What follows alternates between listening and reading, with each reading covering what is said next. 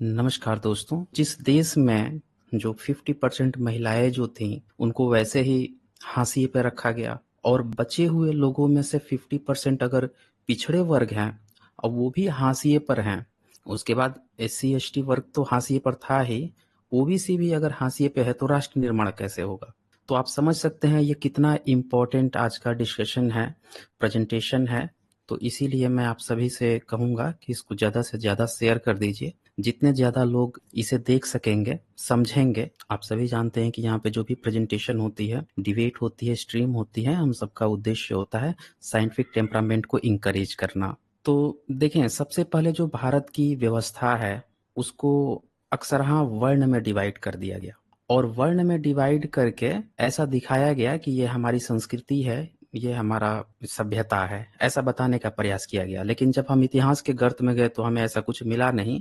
उस पर हम लोग हमेशा चर्चा करते हैं। समस्या कहाँ पे शुरू हुई, मंडल कमीशन जो बात आई है उसकी समस्या कहाँ से शुरू होती है, क्यों इसकी जरूरत पड़ी, हुआ क्या था उस दौरान।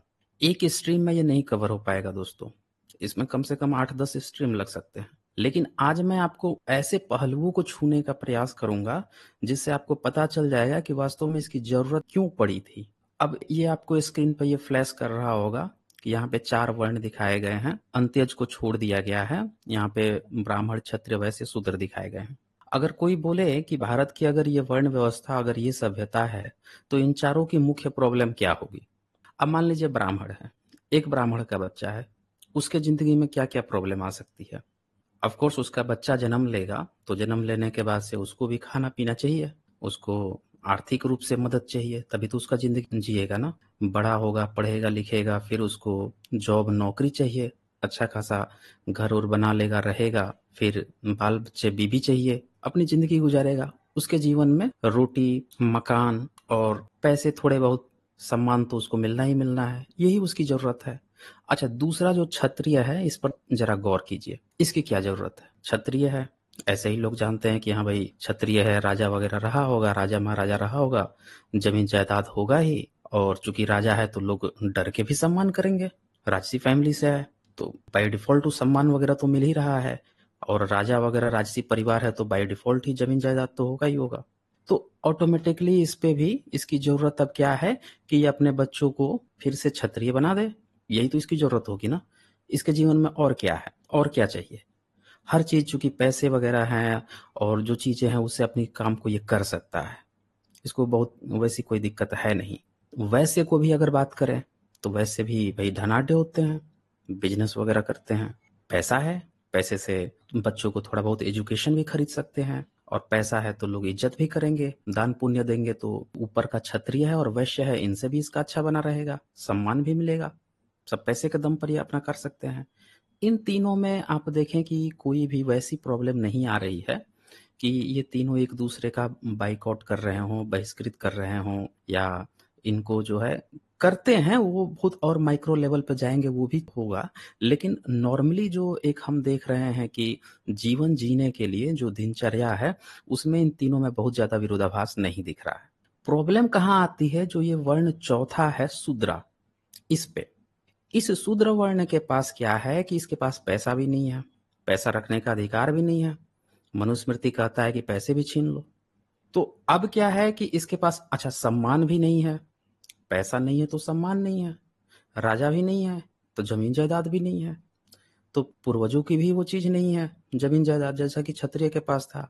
अच्छा, ब्राह्मण है तो भाई बाय डिफॉल्ट है तो लिखना पढ़ना और संस्कृत के पठन पाठन क्रिया होते रहा है, तो ब्राह्मण तो उसमें है, तो शूद्र के यहाँ तो रोक लगी हुई है।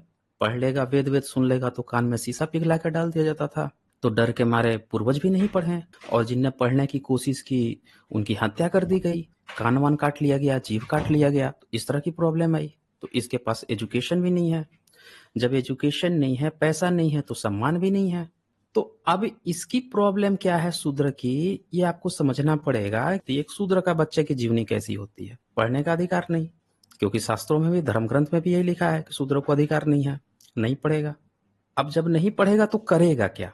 ब्राह्मण के बच्चे की प्रॉब्लम है कि वो पढ़ लिख के अपनी जिंदगी गुजार सकता है, लेकिन शूद्र के बच्चे की प्रॉब्लम क्या है कि उसको पढ़ना भी नहीं है। जब पढ़ेगा ही नहीं तो उसको रोजगार कहाँ से मिलेगा, यानी उसको गुलामी करना है। किसकी गुलामी करना है? ऊपर के 3 वर्णों की। तो ये प्रॉब्लम है। अच्छा, शूद्र कौन है? यही पिछड़ा वर्ग है, जिसके लिए मंडल कमीशन की बात हो रही है। यानी आप देखें कि ये जो व्यवस्था हमें दिखाई गई है, इस व्यवस्था में पहले से आरक्षण था कि ब्राह्मण का बच्चा पढ़ाई का आरक्षण लेके बैठा हुआ था, मान सम्मान का आरक्षण लेके बैठा हुआ था, उसको वो विशेषाधिकार, इसको इन लोगों ने ऐसे इनहेरिट कर लिया था कि पता ही नहीं चल पा रहा था कि ये आरक्षण ले रहे हैं। ये बाय डिफॉल्ट इन लोगों ने उसको आरक्षण ले रहे थे। क्षत्रिय भी आरक्षण लिया हुआ था, पिताजी का पैसा उस पर आ गया। आप अगर नौकरी करने जाते हैं, मेहनत मजदूरी करते हैं, तो जब किसी के यहाँ, राजा के यहाँ नौकरी करते हैं, तो जब आप वहां से रिटायर्ड हो जाएंगे या किसी कंपनी में रिटायर्ड हो जाएंगे, तो उस कंपनी का पैसा आपका नहीं होता। लेकिन क्षत्रिय जो है, इसका बेटा बाय डिफॉल्ट वो पूरे के पूरे साम्राज्य का अधिपत्य बन जाता था। और यहाँ पे भी आज देखे तो कंपनी का जो बेटा है, वो बाय डिफॉल्ट उस कंपनी का मालिक बन जाता है। काम कोई और करता है जिंदगी भर, उसका बेटा फिर से नौकरी नहीं पाता, लेकिन कंपनी का मालिक जो है बाय डिफॉल्ट। तो ये रिजर्वेशन है, इस पर किसी ने गौर ही नहीं किया। तो पूरे इस सिस्टम में ऑटोमेटिकली आरक्षण लिया जा रहा था, बस इसमें शूद्र को छोड़कर इन तीनों ने ही आरक्षण ले रखा था। और किसी को ये एहसास ही नहीं था। एहसास करेगा कौन?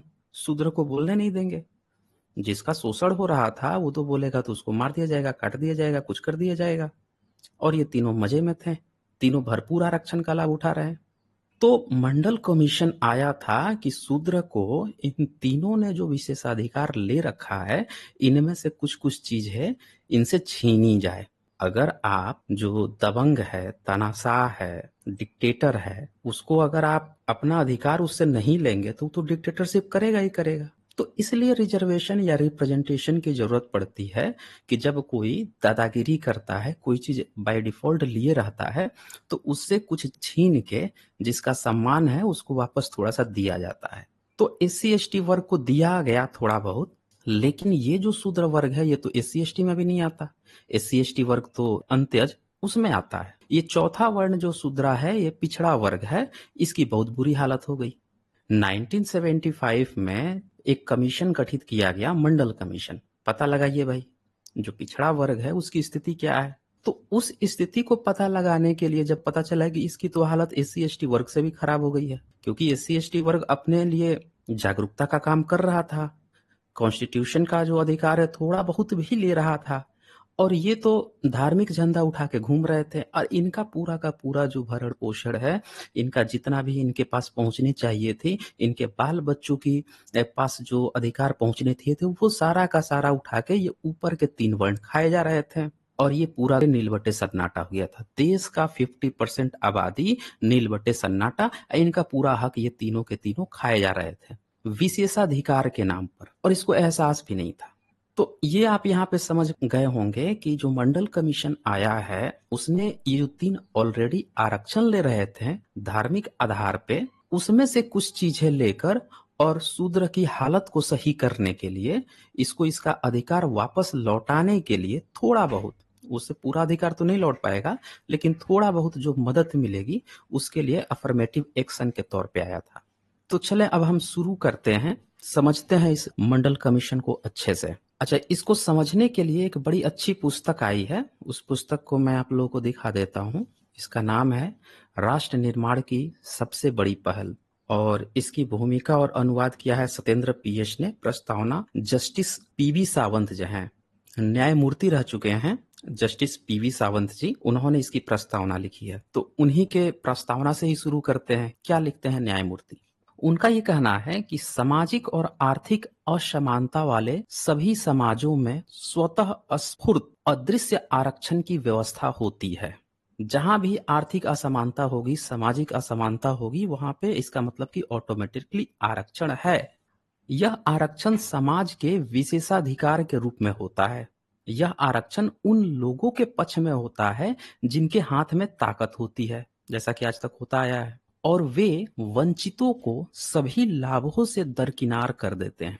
यह आरक्षण ताकतवर लोगों के पक्ष में तब तक बना रहता है जब तक कि जानबूझकर की गई कार्यवाही से उसे रोका न जाए और उनका वितरण अन्य लोगों में न किया जाए। जब लाभ बहुत कम होता है, वह जरूरतमंद लाभार्थियों की संख्या बहुत ज्यादा होती है और उसे सभी लोगों में समान रूप से वितरित करने के लिए कोई कार्यवाही की जाती है, तो इसमें स्वाभाविक रूप से उन लोगों की नाराजगी होती है जिन्होंने अपनी बपौती समझकर उस पर कब्जा जमा रखा होता है। तो यहाँ से आपको पूरी तरह से क्लियर समझ में आ गया होगा कि इन्होंने कितनी अच्छी बात कही है न्यायमूर्ति पीवी सावंत ने। पूरी तरह से क्लियरफाई कर दिया है कि जो लोग ये दावा करते हैं आरक्षण का, दरअसल ऑटोमेटिकली आरक्षण आ ही रहा था। वो आरक्षण कोई क्षत्रिय के नाम पे, कोई वैश्य के नाम पे, कोई ब्राह्मण के नाम पे ले रखा था। ये तो हमने उन आरक्षण में से थोड़ा सा इनका अधिकार लौटाने की कोशिश की है। यानी कि अभी जो ये हवा उड़ाई गई है कि ओबीसी को या एससी एसटी को आरक्षण दिया जा रहा है, दरअसल इनको आरक्षण नहीं दिया जा रहा है, बल्कि आरक्षण तो पहले से ही कोई और उठा रहा था, उसमें से कुछ हिस्सा दिया गया है इनको। तो ये सेंटेंस कहना कि इनको आरक्षण दिया गया है, यह गलत है। दरअसल जो आरक्षण ऑलरेडी 3 वर्ण ले रहे थे, उसमें से कुछ हिस्सा खींचा गया है, इनको दिया गया है प्रतिभागिता। तो ये आपने यहाँ पे देखा। आगे ये और भी बातें कहते हैं, ये लिखते हैं कि इस देश में आरक्षण अनोखे और भयावह रूप में मौजूद रहा है। सदियों से यहाँ ब्राह्मण पुरुषों को छोड़कर समाज के अन्य सदस्यों को पढ़ने से वंचित रखा गया। इसका स्वाभाविक परिणाम यह हुआ कि अन्य लोगों को बौद्धिक नौकरियों और कार्यों से वंचित कर दिया गया। स्वाभाविक रूप से इसमें ब्राह्मण पुरुषों के लिए सब कुछ संरक्षित हो गया। उसके बाद से मैं यहाँ पे थोड़ी सी 1-2 पॉइंट और दिखा देता हूँ। क्या कहते हैं ये प्रस्तावना में? कहते हैं कोई भी इस बात की कल्पना कर सकता है कि अगर पूरी आबादी के हाथ में ताकत होती और सबको अपनी प्रतिष्ठा दिखाने का मौका मिला होता तो यह देश कहाँ पहुंच गया होता। दुर्भाग्य की बात है यहाँ कुछ लोगों के हाथों में सब कुछ आरक्षित था। यानी कुछ लोगों ने सारा आरक्षण ले रखा था और किसी को भी आगे नहीं बढ़ने दिया, इसीलिए देश की बेड़ा गर्क है। ऐसी स्थिति में अब तक वंचित रहे उन सभी लोगों के पक्ष में आरक्षणों की जरूरत है। ऐसा सिर्फ इसलिए जरूरी नहीं है कि उस वंचित आबादी का उत्थान होगा जो देश की बड़ी आबादी है और जिन्हें भौतिक, मानसिक और बौद्धिक रूप से लंबे समय से जानबूझकर कमजोर रखा गया, बल्कि देश की मजबूती, प्रगति और संपन्नता के लिए जरूरी है। तो ये सारी बातें यहाँ पे आती हैं। अब थोड़ा सा हम उस बैकग्राउंड पे जाते हैं। मंडल कमीशन को समझने के लिए ना थोड़ा सा आरक्षण को आपको समझना पड़ेगा कि है क्या चीज। देखें, आरक्षण सबका है, सबका आरक्षण था। एक जो बढ़ई है, जो बढ़ई का काम करता है, एक लोहार जो लोहे की हंसिया खुरपी आदि बनाता है, उसका आरक्षण है उसके अपने पैसे पर। कोयरी जो है वो सब्जी उब्जी उगाता है, जाता है फसल उगाता है, कुर्मी फसल उगाता है, इनका इस पर अधिकार है। ग्वाले जो हैं वो अपना दूध वूध निकालते हैं, उन पर उनका अपना अधिकार है। सवाल इस बात का नहीं है कि ये जितनी भी जातियां हैं वो अपने अपने पैसे पर अपना आरक्षण रखी हुई हैं। सवाल इस बात का है कि यहाँ पे जो ब्राह्मणिकल जो सिस्टम है, जो ब्राह्मण है, उसने आरक्षण लेते हुए भी अपने को ऊंचा सिद्ध किया और दूसरे को नीचा गिरा दिया। दिक्कत यहाँ पे है। अगर यहाँ पे इक्वालिटी होती कि हाँ ब्राह्मण है उसका अपना आरक्षण है, पढ़ाई लिखाई कर रहा है, कुछ भी कर रहा है, क्षत्रिय जो है वो भी अपना कुछ कर रहा है, वैश्य भी अपना व्यापार कर रहा है और शूद्र ओबीसी भी अपना कुछ कर रहे हैं, यहाँ पे दिक्कत नहीं है। दिक्कत ये है कि उसने इनको नीचा गिराया और इनको पढ़ने से रोका, इनका धन इनको नहीं रखने दिया, इनको जातिगत रूप से नीचे रखा, इनको धार्मिक जो इनकी किताबें हैं उसमें उसने गाली दी, इनको नीचा गिराया, एक तरफा काम किया। प्रॉब्लम सारी यहां से खड़ी हुई और यही कारण है कि शूद्र जो है वो ब्राह्मण धर्म को मानने वाला है। अगर ब्राह्मण अपना अलग हो जाए, कहे कि भैया नहीं हमको नहीं मतलब है किसी ओबीसी से, शूद्र से, क्षत्रिय से, तो प्रॉब्लम नहीं है।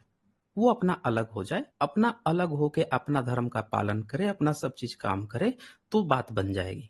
प्रॉब्लम यहाँ स्टार्ट होती है कि ब्राह्मण अकेले खुद कुछ कर नहीं सकता।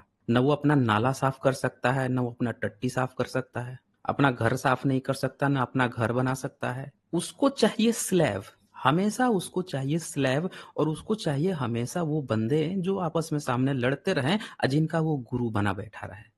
प्रॉब्लम यहाँ पे खड़ी होती है कि उसको हमेशा ही स्लैब चाहिए और उस स्लैब सिस्टम को बनाए रखने के लिए उसने ये वर्ण व्यवस्था बनाए और वो नीचा दिखाते रहता है, सब धार्मिक किताबों के आधार पर, सामाजिक आधार पर, आर्थिक आधार पर, राजनीतिक आधार पर, हर आधार पर। दिक्कत यहाँ पे शुरू होती है। एक होता है ना कि अगर उसको कुछ प्रॉब्लम है, अपना ले लो, खत्म, हटाओ, तुमको चाहिए 3% जनसंख्या है, 5% जनसंख्या है, ले लो 5% आरक्षण, अपना खत्म, 5% में अपना काम करो, कोई मतलब नहीं। लेकिन उसको इससे मतलब ही नहीं है, उसको हमेशा ही स्लेव चाहिए, हमेशा ही उसको गुलाम चाहिए। ये प्रॉब्लम है कि वो जबरदस्ती अपनी चीजें थोपता है और दूसरे उसको जो है नीचे गिराएगा, भेदभाव करेगा, फूट डालो और राज करो की नीति करेगा। ये सबसे बड़ी प्रॉब्लम है। तो ये आरक्षण जो है, जो जातिगत आरक्षण था, यहाँ पे ब्राह्मणों की जो आरक्षण थी और जो नौटंकी थी और उनका जो षड्यंत्र था, इससे सारी प्रॉब्लम क्रिएट होती है। तो इसमें ये सारी चीजें यहाँ पे लिखते हैं कि ब्राह्मण मंदिर में पूजा पाठ कराते हैं, क्षत्रिय का खेती की वसूली और युद्ध का काम था। युद्ध में तो अब नहीं, लेकिन जमीन पर अभी अधिकार है। इस तरह के अनेक उदाहरण हैं। हजारों की संख्या में जातियां हैं और उनकी जातियों के मुताबिक उनका काम आरक्षित है। यह जाति के आधार पर आरक्षण है, जो सदियों से चला आ रहा आरक्षण है। इस तरह के तमाम आरक्षण, शिक्षण संस्थाओं में कंपटीशन के बल पर सीटों का आरक्षण। अब ये कुछ और भी आरक्षण बताते हैं कि जातिगत के अलावे भी कुछ और आरक्षण है। जैसे शिक्षण संस्थान है, वहां पे जो कंपटीशन होता है उसमें मैनेजमेंट एक कोटा होता है। अब जिसके पास पैसा है उसका आरक्षण है, पैसे का आरक्षण, पैसा डालिए उसमें और सीट ले लीजिए, वहां पे कोई मुंह नहीं खोलेगा।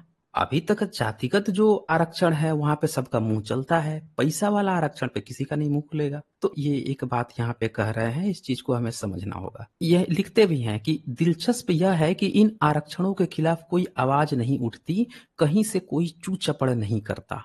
अगर किसी के पास 1 करोड़ रुपए है और वह निजी मेडिकल कॉलेज में डॉक्टर बन जाएगा, तो वह जिसका इलाज करेगा वह जिएगा या मरेगा, बहरहाल हम ही सब जातीय आरक्षण पर ही टिकते हैं। अब देखें, आपने बहुत बार मैसेज सुना होगा सोशल मीडिया में कि देखो SC ST से इलाज, जो डॉक्टर होते हैं नाक की जगह कान कर देंगे, ये कर देंगे, वो कर देंगे, बहुत सुना होगा। यहाँ पे एक बड़ी दिलचस्प बात आई है कि लेकिन भारत में तो गवर्नमेंट कॉलेज मेडिकल के बहुत कम है, ज्यादातर प्राइवेट है। और प्राइवेट में जो एडमिशन होता है वो पैसे के आधार पर होता है, मैनेजमेंट कोटे के आधार पर होता है। मैक्सिमम सीटें मैनेजमेंट कोटे से जाती हैं। लोग डोनेशन देते हैं, 30-30 लाख, 40-40 लाख, 50-50 लाख लोग डोनेशन देके मेडिकल सीट में जाते हैं। इतना पैसा किसके पास है? Of course SC ST OBC के पास तो है नहीं। तो इनमें जो बच्चा जा रहा है वो क्या सीखता होगा? पैसे के दम पे जा रहा होगा। गवर्नमेंट कॉलेज है, उसमें जो SC ST OBC बच्चे जाते हैं वो तो एग्जाम भी क्वालिफाइड करके जाते हैं। अपने कम्युनिटी का सबसे बेस्ट बच्चे जाते हैं उसमें। अब वहां तो सीधे पैसे देकर जा रहा है, वहां तो कोई कंपटीशन की भी नहीं बात हुई। लेकिन उसका कोई मजाक नहीं उड़ाता, इसलिए नहीं उड़ाता क्योंकि वो जाति के आधार पर सो कॉल्ड ऊंचे लोग हैं। ये चीज हमें समझना पड़ेगा। अब यहाँ पे क्या बात आती है कि जातीय आरक्षण से बचने का कोई उपाय नहीं। अगर कोई इन जातियों में पैदा हो गया तो उसके लिए जाति के मुताबिक कार्य निर्धारित हो गया। तो ये सारी बातें यहाँ पे आते रहती है। दरअसल हम यहाँ पे ये समझने का प्रयास कर रहे हैं कि क्यों मंडल कमीशन ने जो पिछड़े वर्ग हैं उनको जातियों के आधार पर आरक्षण देने की सिफारिश की थी। लोग कहते हैं ना, आर्थिक आधार पर। आर्थिक क्या? आर्थिक आधार पर, आर्थिक आधार पर आरक्षण तो है ही। जिसके पास पैसा है वो पैसा फेंक रहा है, एडमिशन ले रहा है। आप तो मुंह ताक रहे हैं, आपके पास तो पैसा भी नहीं है। तो ये हमें ना ये चीज समझनी पड़ेगी। और मैं आपको पॉइंट दिखा देता हूँ। यह तो हुई धर्म की व्यवस्था कि धार्मिक आधार पर कैसे पीछे किया गया। इसी में जाति की व्यवस्था तय है। ऋग्वेद के 10वीं मंडल में विराट पुरुष के मुंह से ब्राह्मण, भुजाओं से क्षत्रिय, उदर से वैश्य और पैरों से शूद्र की उत्पत्ति बताई गई।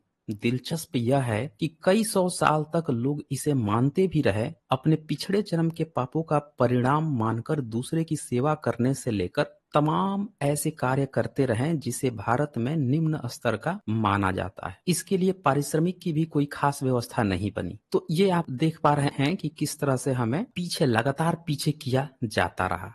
अब जरा थोड़ा सा और हम इसके भीतर घुसते हैं कि हुआ क्या है। भारत की धार्मिक जातीय आरक्षण की व्यवस्था ने समाज में अस्थायी रूप ले लिया। अगर ग्रासमी की हेमोजोनी थियरी देखें तो लोगों ने इसके लिए खुद को अनुकूलित कर लिया। मतलब सबने ऐसा मान लिया। जैसे आप देखे होंगे कि जो गरीब मजदूर होते हैं उनका बेटा बाय डिफॉल्ट अपने को गरीब मजदूर मान लेता है। विभिन्न जातियों ने अपने पेशे के अनुसार, अच्छा मेरे बाप दादा ये करते थे, वो भी वैसे ही अनुकूलित हो गया, मान लिया उसने।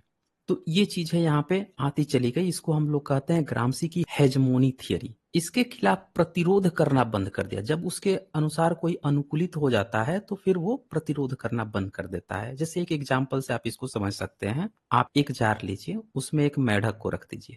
पानी उसमें पड़ा रहेगा, पानी में मेढक बैठा रहेगा। अब आप क्या कीजिए, उसको थोड़ा-सा धीरे से गर्म कीजिए। तो जैसे थोड़ा-सा गर्म होगा ना, हल्का-सा गर्म होगा, बिल्कुल हल्का-सा, तो मेढक सोचेगा कि यार पानी तो थोड़ा गर्म हो रहा है, लेकिन वो भागेगा नहीं। उसके अनुसार अपने को अनुकूलित कर लेगा। फिर थोड़ा-सा आप गर्म कर लीजिए, थोड़ा-सा और गर्म कीजिए, फिर मेंढक भागेगा नहीं। वो सोचेगा यार थोड़ा-सा ही तो गर्म हुआ है, थोड़ा-सा और बर्दाश्त कर लेते हैं। करते जाइए, करते जाइए। तो वो हमेशा सोचते रहेगा कि इससे जंप करके कब भागे, लेकिन भागेगा कभी नहीं, क्योंकि वो हमेशा ही सोचेगा कि पिछले बार की तुलना में इस बार थोड़ा-सा ही तो गर्म है ना, थोड़ा-सा ही तो गर्म है ना, और वो अपने को उसके अनुसार अनुकूलित करते जाएगा, अनुकूलित, और लास्ट में मर जाता है, भाग नहीं पाता। भारत में यही हुआ है दोस्तों। सबने जाति व्यवस्था में अपने को अनुकूलित कर लिया, प्रतिरोध नहीं किए। कई लोग तो ऐसे हैं जो जाति के नाम पर गर्व करते फिर रहे हैं। अपनी जाति, अपना सरनेम देखते ही हाँ हाँ भाई कैसे हैं, ये जाति बिरादरी शुरू हो गई, रिश्तेदारी शुरू हो गई। उन्हें पता भी नहीं है कि ये प्रॉब्लम है। खैर आगे बढ़ते हैं हम थोड़ा सा। हालांकि जाति व्यवस्था और उसके मुताबिक काम के आरक्षण का विरोध बहुत पहले से होता रहा है।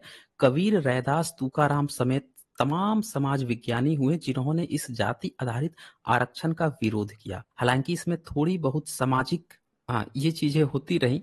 अब क्या होता है ना कि बहुत सारे लोग आए, फूले आए, पेरियार आए, कबीर आए, रैदास आए, इन सब लोगों ने इसको तोड़ने का प्रयास किया, जातियों को। लेकिन आप जानते ही हैं कि जैसे जैसे आवाज होती है, ब्राह्मणिकल सिस्टम उसको बनाए रखने के लिए नए नए कुतर्क गढ़ता रहा, नए नए षड्यंत्र रचता रहा। आगे देखें, जो फूले जी जो थे, इन्होंने जाति आरक्षण की जाति विशेष में जन्म पाकर मलाई खाने वाली जातियों के खिलाफ आवाज उठाई। अगर असल कोई आरक्षण खोर रहा है तो ये रहे हैं ब्राह्मणिकल सिस्टम के लोग। हमेशा आरक्षण खाएं, 100% आरक्षण। अब चूंकि देना पड़ रहा है ओबीसी एससी एसटी के साथ, कुछ चीज शेयर करना पड़ रहा है गवर्नमेंट में, वो भी सिर्फ 2% हिस्से में से, सारे जॉब के सिर्फ 2% हिस्से में से, तो ये आ गए हैं बताने के लिए आरक्षण, जबकि इनडायरेक्टली वही आरक्षण खो रहे हैं, अभी भी आरक्षण वही खा रहे हैं।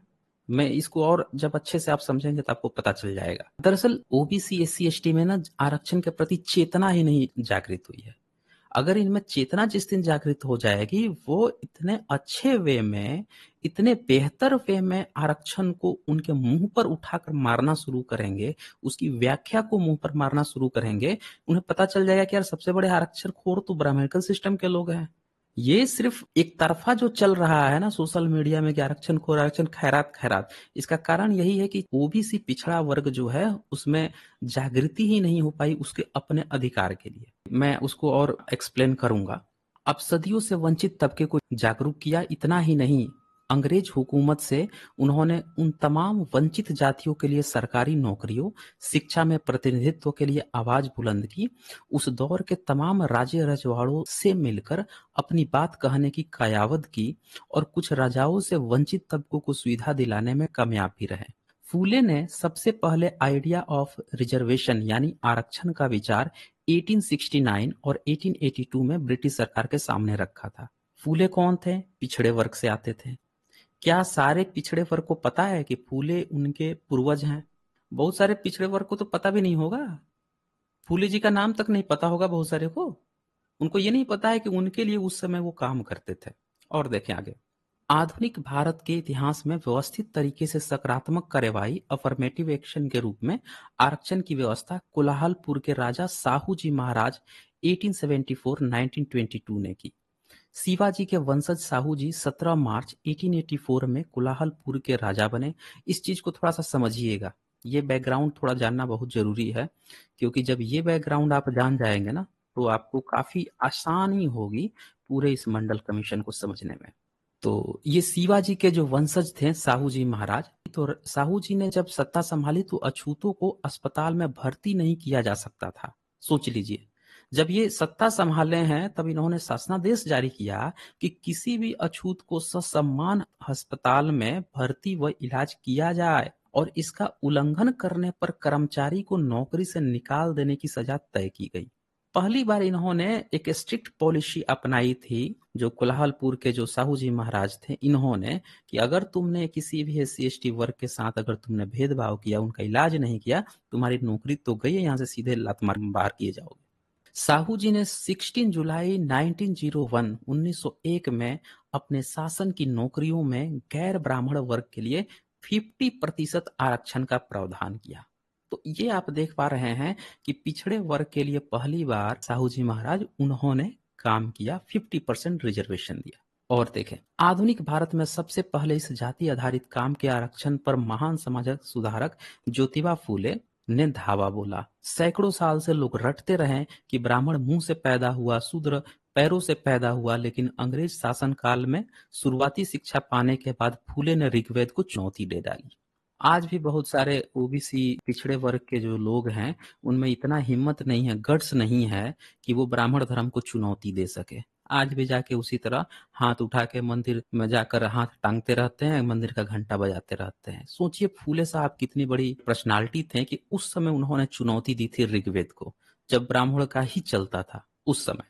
और उन्होंने सिर्फ चुनौती ही नहीं दी, उन्होंने तो साफ साफ उसमें ये तक भी कहा था, आगे देखिए क्या कहते हैं, उन्होंने साफ कहा कि किसी भी महिला चाहे वह जिस भी जाति धर्म की हो, गर्भ धारण का एक ही तरीका है, एक ही अंग है जिससे बच्चा पैदा हो सकता है, मुंह से बच्चा पैदा होना असंभव है। फूले में गुलामगिरी नामक अपनी पुस्तक में सवाल जवाब के रूप में लिखी है। पुस्तक ज्योतिराव और घोंटीराव संवाद के रूप में है। उसमें आपको पता ही है, ब्रह्मा को उन्होंने धर के लताड़ा है, बोला था कि मुंह में भाई कैसे माहवारी ले लिया, कैसे बच्चे पैदा कर दिए। गुलामगिरी तो सबको पढ़ना चाहिए, हर पिछड़ा वर्ग को, हर भारतीय को पढ़ना चाहिए। उन्होंने उसमें कहा था कि पश्चिमी देशों में अंग्रेज, फ्रेंच आदि दयालु सभ्य राज्यकर्ताओं ने इकट्ठा होकर गुलामी प्रथा पर कानूनन रोक लगा दी। इसका मतलब यह है कि उन्होंने ब्रह्मा के नीति नियम को ठुकरा दिया है, क्योंकि मनु संहिता में लिखा गया है, ब्रह्मा अपने मुंह से ब्राह्मण वर्ण को पैदा किया है। उसने इस ब्राह्मणों की सेवा गुलामी करने के लिए अपने पांव से शूद्रों को पैदा किया है। तो इन सारे चीजों पर जो है वो धर के लताड़े थे। ये आप यहाँ पे साफ साफ देख सकते हैं, गुलामगिरी आप पढ़कर इसकी डिटेल ले सकते हैं। अब फिर से आते हैं हम उस मुद्दे पर कि साहू जी महाराज पे। और फिर अब आप यहाँ पे देखेंगे कि जब भी कोई महापुरुष, जब पिछड़े वर्ग के लिए देश की 80-85% जो जनसंख्या है, पिछड़ा वर्ग है, SC ST OBC वर्ग है, इसके हित के लिए जब कोई बात करता है तो किसके पेट में दर्द होता है? कोई बता सकता है किसके पेट में दर्द होगा? मान लीजिए कि कोई पिछड़ा वर्ग है, SC ST वर्ग है, वो पढ़े लिखे, शादी विवाह घोड़ी पर बैठकर जाए अपना शादी विवाह करने के लिए, वो खुशी जीवन जिए जैसे बाकी लोग जीते हैं, वैसे अच्छा एजुकेशन हासिल करे, अच्छा नौकरी हासिल करे, पैसा अच्छा कमाए, सबसे पहले किसके पेट में दर्द होगा? किसी को अनुमान है? आइए मैं दिखाता हूं आप लोगों को कि जब ये समाज सुधार का काम चल रहा था, जहां पे पिछड़े वर्ग को रिजर्वेशन दिया जा रहा था, SC ST वर्ग को अधिकार देने की बात आ रही थी, तो किसके पेट में सबसे पहले मरोड़ उठी, किसके पेट में सबसे पहले दर्द उठा था, वो भी मैं दिखाऊंगा। चले आगे बढ़ते हैं इसको। तो साहू जी ने सिर्फ 4 जातियों ब्राह्मण, सेणवी, प्रभु और पारसी को छोड़कर शेष जातियों के लिए इस आरक्षण का प्रावधान किया था। सत्ता संभालने के लिए साहू जी ने पाया कि उनके दरबार में 71 उच्च पदों में से 60 ब्राह्मण और 11 ब्राह्मणेतर जातियां थी। अब आप समझ सकते हैं कि इन्होंने इन 4 जातियों को क्यों आरक्षण नहीं दिया, क्योंकि ऑलरेडी ये 71 में से 60 तो ब्राह्मण थे और 11 जो है ब्राह्मणेतर जातियां थी। ब्राह्मण के बाद वाली जो ऊपर की जातियां थी वो थी, सारे का सारा पोस्ट तो यही कब्जा कर बैठे थे, तो इनको आरक्षण की क्या जरूरत थी? पहले से ही ब्राह्मण वहां 100% आरक्षण लिए हुए था, उसमें से कुछ खींच कर दिया गया इनको। तो जब कोई ये कहता है ना कि भाई SC ST को आरक्षण 20-21% आरक्षण दिया गया, तो बाकी का आरक्षण किसको दिया गया? अगर आप ये कहते हो 27% आरक्षण OBC को, तो बाकी का आरक्षण कहाँ गया? तो ये बाय डिफॉल्ट जितना बच रहा है वो ब्राह्मणिकल सिस्टम का आरक्षण है, ये आपको समझना पड़ेगा। अभी क्या हो रहा है कि आरक्षण में लोग इस चीज को डिफाइन ही नहीं कर रहे हैं। आरक्षण आरक्षण, अरे तो बाकी वाला आरक्षण उसका है ना, वो आरक्षण उसका है। अब वो लोग कहेंगे कि भाई वहां तो ओपन सीट है, भाई ओपन सीट है, लेकिन आप जो ओवरऑल रिक्रूटमेंट है उसमें भी तो दिखा दो, उसमें दिखा दो ना कि कितना परसेंट टोटल रिक्रूटमेंट जो हुआ है किसी भी गवर्नमेंट पोस्ट पर। आप पूरे आंकड़े निकाल कर दिखा दो कि टॉप पोस्ट पे कितने परसेंट वहां पे आरक्षण को फुलफिल किया गया। वो मैं सारे अभी आंकड़े लेकर आऊंगा कि कितने OBC को मिला है, कितने SC ST को किन किन विश्वविद्यालय में कितना मिला है, वो भी आगे दिखाऊंगा। चले आगे बढ़ते हैं आप। इसी तरह से निजी सेवा में 52 में से 45 ब्राह्मण अधिकारी व सिर्फ 7 ब्राह्मणेतर पदाधिकारी थे। देख लीजिए, 52 में से 45 तो ब्राह्मण बैठा हुआ था आरक्षण लेके। राजा ओबीसी हैं, पिछड़ा है, और देखे पूरे उनके हायर पोस्ट पर, मलाई के पोस्ट पर सारा ब्राह्मण बैठा हुआ है, ये देख लीजिए, और बाकी के जो है ब्राह्मणेतर। फिर भी देश गुलाम था, सारा आरक्षण भी लेके ये बैठे हुए थे, अब फिर भी देश गुलाम था। इसका मतलब कि जो भारत गुलाम हुआ है ये ब्राह्मण और ब्राह्मणेतर जातियों के ही आरक्षण के कारण गुलाम हुआ है। जो काबिल थे उनको उनका हक नहीं दिया गया, इसीलिए देश गुलाम हुआ था। दोस्तों, हथियार बनाना, ब्राह्मण आज तक हथियार बनाया है? जब हथियार नहीं बनाया ब्राह्मण तो लड़ेगा कहां से?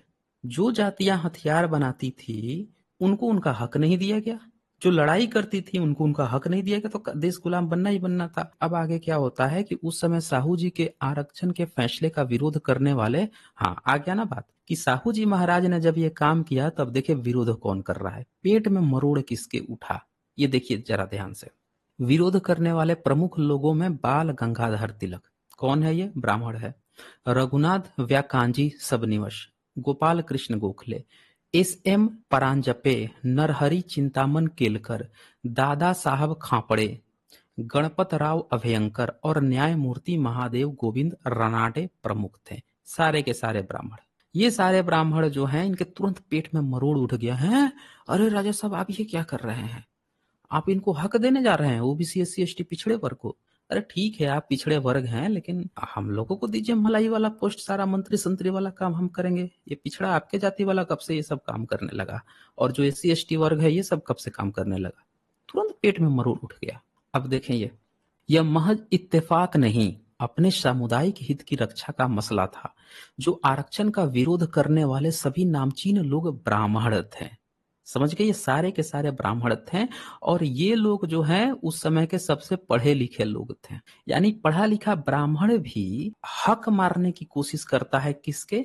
तो पिछड़े वर्ग के और एससी एसटी वर्ग के। तो कभी गलतफहमी में मत रहिएगा कि अगर ब्राह्मण पढ़ा लिखा है तो वो एससी एसटी ओबीसी का हक दे देगा। आप यहाँ पे साफ साफ देख रहे हैं कि राजा ओबीसी है, सारा उसका मलाई का पोस्ट ब्राह्मण लेके बैठा हुआ है और हक मारने की भी कोशिश कर रहा है।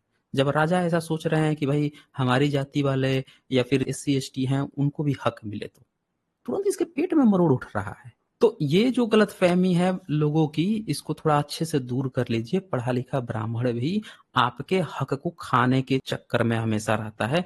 इतिहास गवाह है, ये इतिहास है, और इतिहास हमेशा गवाह होता है। और देखिए, इस दौरान भी ब्राह्मणों की छोटी सी पटवर्धन रियासत में मुनीम का काम करने वाले गणपत राव अभयंकर ने यह कहते हुए आरक्षण का विरोध किया था कि नौकरी योग्यता के आधार पर मिलनी चाहिए, जातीय आधार पर नहीं।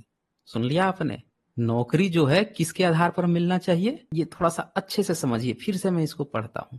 तो मैं बोल रहा हूं कि जब जाति आधार पर नहीं तो सारे के सारे ब्राह्मण ही कैसे, सारे पोस्ट पर फिर ब्राह्मण ही कैसे? क्योंकि उसको पता है कि ये तो मैं इनको ठगने के लिए ये बात कह रहा हूं, सारा का सारा तो हम ही को। जब उसको पढ़ने ही नहीं दूंगा, उसको सामाजिक आधार पर, आर्थिक आधार पर, राजनीतिक आधार पर हर तरह से पिछड़े किया, तो सारा का सारा सीट तो हमें ही मिलना है। तो ये पूरा भ्रम है। आज भी जो लोग ये बात कहते हैं ना कि नहीं उसके इकोनॉमिक आधार पर होना चाहिए, ये आधार पर, ये इसी तरह से जिस तरह से ये छल कर रहा था वही छल में वो भी फंस जाते हैं बेचारे। आर्थिक आधार पर ये सारे जो है नौटंकी है, ये दिखाने की कि भाई ये हम किसी को देने की बात कर रहे हैं। यहाँ देने की बात नहीं, लूटने की बात हो रही है, स्टेटमेंट को घुमाया जा रहा है। अब आगे सुनिए। यह कहते हुए आरक्षण का विरोध किया था कि नौकरियां योग्यता के आधार पर ही मिलनी चाहिए, जातीय आधार पर नहीं। शायद उनको लगता था कि पद हथियाने में जातीय तिकड़म न होकर कोई विशेष योग्यता थी, जिनकी वजह से कोलाहलपुर रियासत के सभी प्रमुख पदों पर एक जाति विशेष का कब्जा हो चुका था। जब ब्रिटिश सरकार द्वारा सबको शिक्षा देने की कयावत शुरू की गई तब भी बाल गंगाधर तिलक मुखर रूप से सामने आए। अब जरा बाल गंगाधर तिलक की कहानी सुन लीजिए। ये बंदा भी पढ़ा लिखा बंदा था, ब्राह्मण पढ़ा लिखा हो तो भी इसकी कहानी थोड़ा सुन लीजिए कि ये कैसे हक देने की बात कर रहा है या छीनने की बात कर रहा है। इसको कहाँ पे पेट में मरोड़ उठा। तिलक ने कुनवी बच्चों को शिक्षा देने का विरोध किया। उन्होंने कहा कि लिखने पढ़ने और इतिहास भूगोल और गणित जानने का उनके व्यवहारिक जीवन में कोई मतलब नहीं है। सुन लीजिए, तिलक जो है इसको दिक्कत थी कुनवी बच्चे से। और जो लोग महाराष्ट्र में रह रहे हैं, आप सबको पता है कुनवी कौन सी जाति होती है। मराठों की जाति होती है, देख लीजिए। कुनबी बच्चों से सबसे बड़ी इसको दिक्कत है। सुनिए क्या कह रहा है कि उन्होंने कहा लिखने पढ़ने और इतिहास भूगोल और गणित जानने का उनके व्यवहारिक जीवन में कोई मतलब ही नहीं है। किसमें मतलब था? तिलक में मतलब था। और सुनिए, उन्होंने कहा कि यह उनके बेहतरी से ज्यादा उनके लिए हानिकारक होगा। लो भाई साहब, सुन लो ब्राह्मण की बात। 15 मई 1881 को उन्होंने मराठा अखबार में our system of education a defect and cure शीर्षक में लिखा, आप किसान के लड़के को हल जोतने, लोहार के बेटे को धौंकनी से, मोची के बेटे को सुआ के काम से पकड़कर आधुनिक शिक्षा देने के लिए ले जाएंगे डॉट डॉट, और लड़का अपने पिता के पेशे की आलोचना करना सीख कर आएगा। सुन लिया आपने? ये ब्राह्मण का कुतर्क सुनिए, कैसे कुतर्क गढ़ रहा है कि जो भारत के जो पिछड़े वर्ग के बच्चे हैं, जो एससी एसटी के बच्चे, वो पढ़ ना पाए। इसका कुतर्क सुनिए, पढ़ा लिखा ये ब्राह्मण है, ये इंग्लिश में लिख रहा है। और सुनिए, उसे अपने खानदानी और पुराने पेशे में बेटे का सहयोग नहीं मिलेगा। ऐसा करने वह लड़का रोजगार के लिए सरकार की तरफ देखेगा। आप उसे उस माहौल से अलग कर देंगे जिससे वह जुड़ा हुआ है, खुश है और उसके लिए उपयोगी है। यानी वो नाला साफ कर रहा है तो नाला ही साफ करे, पढ़ लिख कर उसको दूसरा रोजगार देखने की जरूरत नहीं है। इस चीज को बताने के लिए इसका कुतर्क सुनिए, कैसे कुतर्क गढ़ा है। उसके लिए उपयोगी है, जो उन पर निर्भर है, उनकी बहुत सी चीजों से आप उन्हें दूर कर देंगे। सुन लिया आपने? तिलक ने इस बात पर भी जोर दिया कि अन्य बच्चों के लिए जो पाठ्यक्रम है, यह कुनबी बच्चों के लिए अनुपयोगी है। जो बच्चों के लिए पाठ्यक्रम है वह कुनबी बच्चों के लिए अनुपयोगी है। बड़ा उसको चिढ़न थी कुनबी बच्चों से कि वो पढ़ लिख लेंगे। ये ब्राह्मण डिसाइड कर रहा था कि किस जाति के बच्चे जो हैं उनके लिए मैथ पढ़ना ठीक है, ये पढ़ना ठीक है, वो पढ़ना ठीक है, क्या पढ़ेंगे क्या लिखेंगे, ये ब्राह्मण डिसाइड कर रहा। आज तक कुनबी बच्चा डिसाइड किया है कि ब्राह्मण क्या पढ़ेगा? आज तक किसी दूसरे जाति ने डिसाइड किया है कि ब्राह्मण काम क्या करेगा? यहाँ ब्राह्मण डिसाइड कर रहा था। इसको कहते हैं दादागिरी। इसी को कहते हैं दादागिरी। और इसी इसकी हरामखोरी की वजह से भारत सदियों तक गुलाम रहा है। क्योंकि ब्राह्मण हर चीज डिसाइड करता था, कूद के कहीं भी पहुंच जाएगा। डिसाइड करना, हम डिसाइड करेंगे कौन जाति क्या करेगा कौन नहीं करेगा। आप समझ सकते हैं कि भारत के गुलाम होने का, भारत के बर्बाद होने का एकमात्र जो जिम्मेदार है ये यही है। आगे सुने। वह कुनबी बच्चों के लिए अनुपयोगी है। उन्हें वही विषय पढ़ाए जाने चाहिए जो उनकी जीविका के लिए जरूरी हैं। उन्होंने गांवों में बढ़ई, लोहार, दीवार जोड़ने वाले, मिस्त्री और दर्जी के लिए टेक्निकल स्कूल खोलने की सलाह दी। सुना आपने? उनके लिए ये काम कर दो। कहाँ उन लोगों को पढ़ा लिखा कर कुछ अच्छा बनाने की सोच रहे हो? ये था तिलक। अब इससे आप जो है समझ सकते हैं कि किस तरह से जहां एक तरफ आगे बढ़ाने की सोच रही थी, वही ब्राह्मण जो है पिछड़े, अति पिछड़ों को पीछे पैर पकड़कर नीचे खींचने के लिए अखबार में अपनी बातें लिख रहा था। चलें आगे देखते हैं। उन्होंने अंग्रेज सरकार के स्कूल खोलने, कौन? तिलक ने स्कूल खोलने और किसानों के बच्चे को शिक्षा के लिए प्रोत्साहित करने की कोशिशों की आलोचना की। स्कूलों में कुनबी बच्चों की हाजिरी सुनिश्चित करने के लिए सरकार ने बाद में प्राइमरी स्कूलों को राजस्व अधिकारियों के निमंत्रण में दे दिया। उन्हें खेती करने व अन्य पेशे में लगे लोगों के बच्चों को स्कूल भेजने के लिए प्रोत्साहित करने का काम करना था। लेकिन किसी ने यह जानने की कोशिश न की कि इस जोर जबरदस्ती करने का क्या फायदा है और उससे लाभ की जगह हानि ज्यादा हो रही है। तिलक ने कहा कि कुनबी बच्चों को शिक्षा देना धन की बर्बादी है। लो भाई साहब, ब्राह्मण फिर से डिसाइड कर रहा है कि किसको अगर शिक्षा देगा तो धन की हानि हो जाएगी। सुन लीजिए, जो करदाताओं से लिया जाता है, बड़ी चिंता करदाता की हो गई तिलक को। एक ब्राह्मण को बड़ी चिंता है कि करदाता का पैसा जो है पिछड़े वर्ग और अति पिछड़े वर्ग जो है उनके करदाता कौन है? कौन है कर? इस शिक्षा का समाज के एक खास तबके पर बुरा असर पड़ रहा है। अगर एससी एसटी ओबीसी पढ़ ले तो बड़ा बुरा असर पड़ेगा तिलक के नजर में। बंगाल में भी भद्रलोक ने तिलक का साथ देते हुए निचली जातियों को अंग्रेजी शिक्षा दिए जाने का विरोध किया।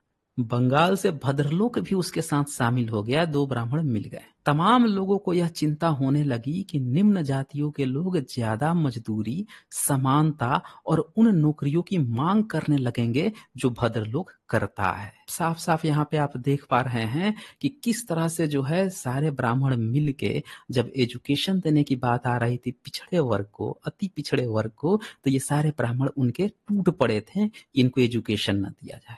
नए नए कुतर्क गढ़ रहे थे कि बड़ा बुरा असर पड़ जाएगा, पढ़ लिख लेगा, ये हो जाएगा। जैसे इन लोगों ने आजकल पढ़ा रखा है ओबीसी एससी एसटी के घरों में, बोलते हैं कि अरे लड़की को ज्यादा मत पढ़ाना, पढ़ लेगी तो बाहर निकल जाएगी, वो लड़का ज्यादा पढ़ लेगा तो हाथ से बाहर निकल जाएगा, ये हो जाएगा। ये तमाम तरह के गाँव में छोटी छोटी बातें ये करते रहते हैं।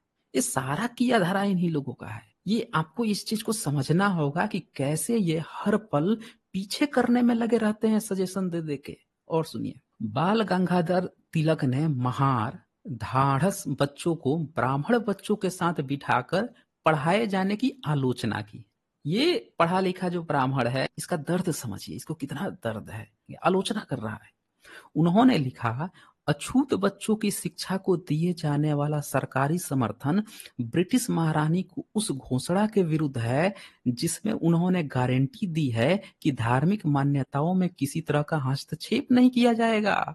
ये बोल रहा है कि महारानी विक्टोरिया उसके धर्म पे आघात कर रही है। मतलब ये साफ साफ कह रहा है तिलक कि हमारे धर्म में कहा गया है कि ब्राह्मण के साथ बाकी बच्चा जो है बैठ के पढ़ ही नहीं सकता। ये इतिहास रहा है ब्राह्मणों का दोस्तों। आप कैसे भूल सकते हो कि इन्होंने हमें पढ़ने ही नहीं दिया। रिजर्वेशन प्रतिनिधित्व इसीलिए लाने की जरूरत पड़ी दोस्तों। ये मैं आपको बैकग्राउंड दिखा रहा हूँ। थोड़ा वीडियो को और ज्यादा से ज्यादा शेयर कर दीजिए।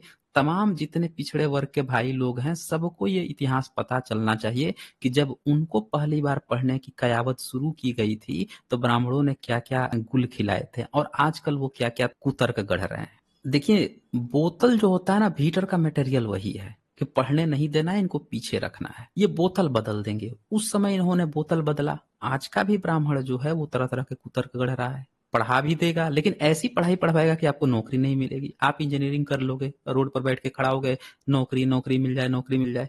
नहीं मिलेगा तो 2-2 रुपये का ट्वीट उसके समर्थन में करते फिरोगे। जब आप बेरोजगार रहोगे, जब नौकरी नहीं देगा, एजुकेशन दे देगा तो नौकरी नहीं देगा। कुल मिला के आपको पिछड़े रहना है। जो बचा कुचा घर का पैसा था वो आपके एजुकेशन पे आपके माता पिता ने खर्च कर दिया। बहुत लोग लोन ले लेके पढ़ाई किए और फिर नौकरी नहीं मिली। तो आपकी जितनी हालत खराब थी उससे भी ज्यादा आपकी हालत खराब कर देगा। नौकरी ही नहीं देगा वो। आप बैठ के उसके सपोर्ट में मोबाइल रिचार्ज करा के 2-2 रुपए के ट्वीट कीजिए। तो ये आपको समझना पड़ेगा कि ये किस तरह से कुतर्क गढ़ा गया है कि नौकरी ही ना मिले एससी एसटी ओबीसी बच्चों को। इतना ही नहीं, तिलक ने महिलाओं की शिक्षा का भी पुरजोर विरोध किया। लीजिए भाई साहब, तिलक को महिलाओं से भी बड़ी दिक्कत, ब्राह्मण है तो दिक्कत तो रहेगी ही। ब्राह्मणवादी व्यवस्था ने न सिर्फ जाति के मुताबिक काम किया बल्कि महिलाओं द्वारा किए गए कार्यों को भी लिंग के आधार पर तय कर रखा था। तिलक ने 1885 में लड़कियों का पहला हाई स्कूल खोले जाने के पंडिता रमाबाई के प्रयासों के खिलाफ अभियान चलाया। लो भाई साहब, अभियान भी चला दिया। पहली बार स्कूल खोला गया था और उसको पढ़ाने का प्रयास किया जा रहा था और ये तिलक जो है उसके विरुद्ध में अभियान चला दिया कि लड़कियां कैसे पढ़ेंगी। इसमें सफलता नहीं मिली तो तिलक ने लड़कियों के 11 बजे से 5 बजे तक घर से बाहर रहने का विरोध किया और लिखा कि कोई भी अपनी लड़की को इतने समय तक घर से बाहर नहीं रहने देगा। सुन रहे हैं आप? दिन के 11 बजे से शाम के 5 बजे तक अगर लड़की पढ़ने जाती थी तो भी इस ब्राह्मण को दिक्कत थी। क्यों दिक्कत थी? क्या लिख रहा है सुनिए जरा। लिखा कि कोई भी अपनी लड़की को इतने समय तक घर से बाहर नहीं रहने देगा क्योंकि सुबह 7 से 10 या दोपहर 2 से 5 बजे तक कक्षाएं चलने का सुझाव दिया और कहा कि शेष समय लड़कियों को घर के काम में हाथ बटाने में देना चाहिए। तो ये बंदा जो है, चूंकि मनुस्मृति में लिखा गया है, इनके तमाम धार्मिक ग्रंथों में लिखा गया है कि लड़कियों का काम जो है वो घर का ही काम करना है, न कि कहीं स्कूल पढ़ने लिखने, इसका कोई मतलब ही नहीं है। घर का काम काज कर ले, वही उसमें विद्वता उनकी कही गई है। ये इसके उपनिषद में भी लिखा गया है।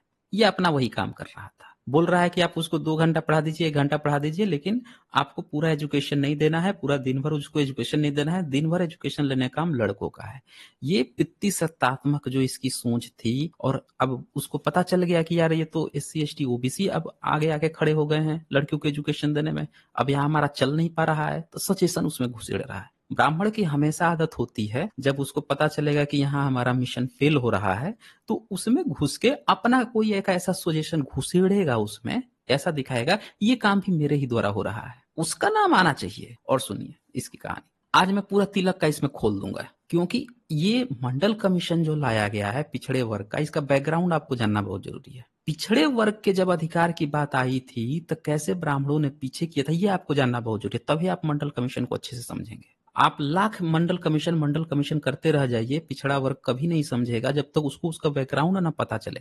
यार इसकी जरूरत क्यों पड़ी, किसने उसका साथ पूरा व्यवहार किया था। तो अब ये देखें, उन्होंने कहा कि पढ़ लिख कर लड़कियां रखमाबाई जैसी हो जाएंगी। सुन लीजिए कहानी जरा इसकी, जो अपने पतियों का विरोध करेंगी। उन्होंने पाठ्यक्रम में बदलाव कर लड़कियों को पुराण, धर्म और घरेलू काम जैसे बच्चों की देखभाल, खाना बनाने की शिक्षा तक सीमित रखने की वकालत की। उन्होंने कहा कि इसके अलावा लड़कियों को शिक्षा देना करदाताओं के धन की बर्बादी है। बड़ा इसको चिंता थी, आज भी बड़ा लोगों को चिंता रहती है। जैसे आप देखेंगे कुछ SC ST OBC के लिए कुछ काम हो रहा है, कुछ बजट वगैरह मिल रहा है, तो तुरंत कुछ लोगों के पेट में मरोड़ उठेगी, करदाताओं का पैसा बर्बाद हो रहा है, करदाताओं का पैसा, टैक्स का पैसा, टैक्स का पैसा। ये पूरा का पूरा स्लोगन जो है ये वहीं से उठाया गया है। ये ब्राह्मण जो था तिलक, इसी ने उस समय से ये शुरू किया था। बड़ा इसको चिंता हो रही थी करदाताओं के पैसा की, लड़कियों को शिक्षा ना मिले, SC ST OBC को शिक्षा ना मिले, बड़ा इसको पेट में मरोड़ा था दोस्तों। और देखिए इसकी कहानी पूरी सुनते जाइए जरा। लड़कियों का पहला विश्वविद्यालय 1915-16 में खोले जाने की दोंदो केशव कर्वे की कयावत तक तिलक का यह रुख कायम रहा। 20 फरवरी 1916 को उन्होंने अपने मराठा अखबार में इंडियन वीमेन यूनिवर्सिटी शीर्षक से लिखे लेख में कहा, हमें प्रकृति और सामाजिक रीतियों के मुताबिक चलना चाहिए। ब्राह्मण जब अपनी बात को कहेगा तो ऐसे घुमाव लच्छेदार तरीके से ऐसे दिखाएगा जैसे बड़ा कोई अच्छा बात कह रहा हो, भले ही कितनी भी उसमें जातीयता, घृणता महिलाओं के प्रति, SC ST OBC के प्रति हो, फिर भी उसको ऐसे दिखाएगा कि हम बड़ा अच्छा कोई बात कह रहे हैं। अब सुनिए जरा इसकी बात, ये क्या लिखता है कि हमें प्रकृति और सामाजिक रीतियों के मुताबिक चलना चाहिए। पीढ़ियों से घर की चार दीवारी महिलाओं के काम का मुख्य केंद्र रहा है। उनके लिए अपना बेहतर प्रदर्शन करने हेतु यह दायरा पर्याप्त है। एक हिंदू लड़की को निश्चित रूप से एक बेहतरीन बहू के रूप में विकसित किया जाना चाहिए। हिंदू औरत की सामाजिक उपयोगिता उनकी सिंपैथी और परंपरागत साहित्य को ग्रहण करने को लेकर है। लड़कियों को हाइजीन, डोमेस्टिक इकोनॉमी, मतलब घरेलू जो पैसा होता है ना, सब्जी कैसे खरीदें, ये दाल चावल आटा भाव कैसे खरीदें, इसकी जानकारी, चाइल्ड नर्सिंग, कुकिंग, बुनाई आदि की बेहतरीन जानकारी उपलब्ध कराई जानी चाहिए। सुन रहे हैं आपने भी, ये बंदा इस पक्ष में था ही नहीं। अब तो जान गया था कि भैया महिला तो पढ़ के ही रहेगी, ये तो सावित्रीबाई फूले ने जो आंदोलन खड़ा कर दिया है, अब तो ये पढ़ के ही मानेगी।